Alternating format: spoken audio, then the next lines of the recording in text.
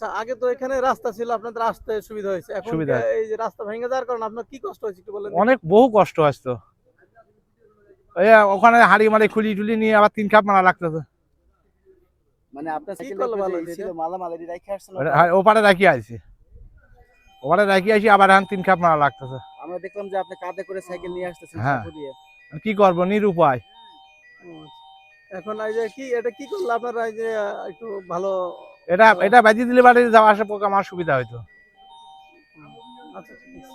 ভালো করে করা উচিত ছিল না? ভালো করে করা উচিত ছিল, আচ্ছা, যদি ভালো করে করতো তাহলে আর এবার ভেঙে পড়তো না। সেটা একটু একটা সড়কটা যে ভেঙে গেছে, এটা কি আপনাদের কষ্ট হয়েছে বা এটা কি করা উচিত ছিল? কষ্ট তো হয়েছে, এই ব্রিজটা যদি ভালোভাবে করতো তাহলে আমাকে এইরকম কষ্ট হইতো না। এখন কি করা উচিত ছিল তাকে? আরো মজবুত করে করা উচিত ছিল। এখন এই যে সাঁকুটা পার হইতে কষ্ট হয়েছে না? অনেক কষ্ট। সাঁকু না হলে তো গাড়ি আসতে পারতেন না? হ্যাঁ, সাঁকো না হলে তো গাড়ি আইতাম, আগে কি এখানে গাড়ি চলতো? গাড়ি চলতো। এখন গাড়ি আসে না কেন? গাড়ি আসে না, যে ব্রিজ ভেঙে গেছে, রাস্তা ভেঙে গেছে। ও, আপনাদের এখানে ভোগান্তি যাতে না হয় সেজন্য কি করা উচিত মনে করেন? এজন্য এখন আপনারা যে নেন, পদক্ষেপ নেন, এই পদক্ষেপ নিলে ভালো হইব। আচ্ছা, তোমার নাম কি ভাই? আমার নাম সবুজ। তোমার বাড়ি কোথায়? আমার বাড়ি এই যেখানে।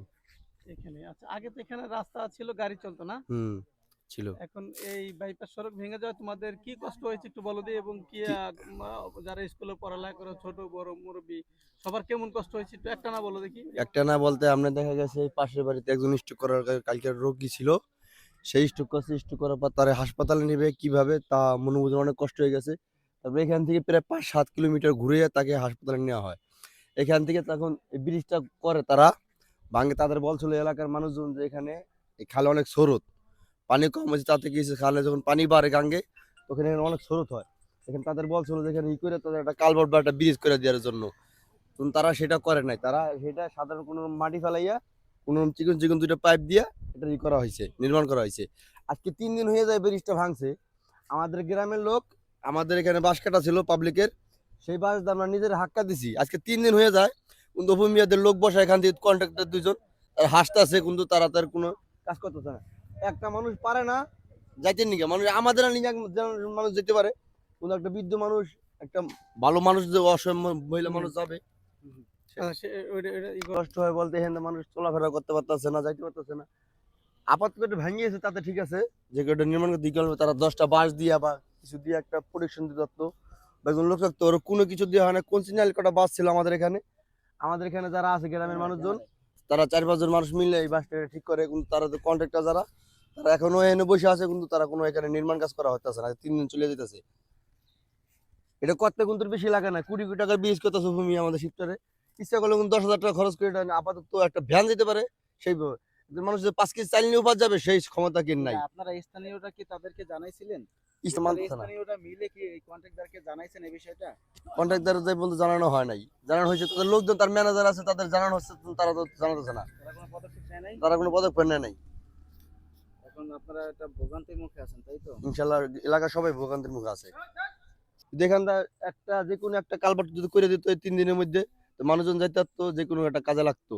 কিন্তু আমাদের হুইপ সাহেব এত উন্নয়ন করছে, এই উন্নয়নে কোনো দাম রইল না এখন আর। কাকা, আপনার নাম কি? সুলতান খা। আপনি কি এই 3 নং ওয়ার্ডের বাসিন্দা? জি না, আমি হলো আমার বাড়ি চরবাসা, আমার তালুকদার কান্দি। এই যে আপনার পিছনে যেই বেড়িবাঁধটা ভাঙছে, হ্যাঁ। অর্থাৎ আপনার এই বাম পাশে যে ব্রিজটির নির্মাণাধীন কাজ চলতেছে, জি। এই কাজ চলমান অবস্থায় যে বেড়িবাঁধটা ভাঙছে, এতে তো অনেক মানুষ ভোগান্তির মধ্যে হ্যাঁ, পড়েছে। হ্যাঁ, জি, জি, জি। তো তো এইখান থেকে আপনাদের তো অবশ্যই রক্ষা পাইতে হবে, তাই না? হ্যাঁ, হ্যাঁ, তো এই বিষয়ে আপনি কিছু বলেন তো, কিরকম অসুবিধা হইতেছে আপনাদের? সুবিধা মানে লোকজন, মহিলারা, বাচ্চারা রুগী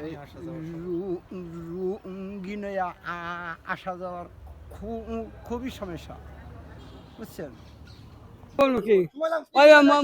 অনেক মানুষ পড়ে দেখেন যা আচ্ছা আমরা ওটা বুঝি না মানে পড়ে যাওয়ার সম্ভাবনা আছে এই তো? হ্যাঁ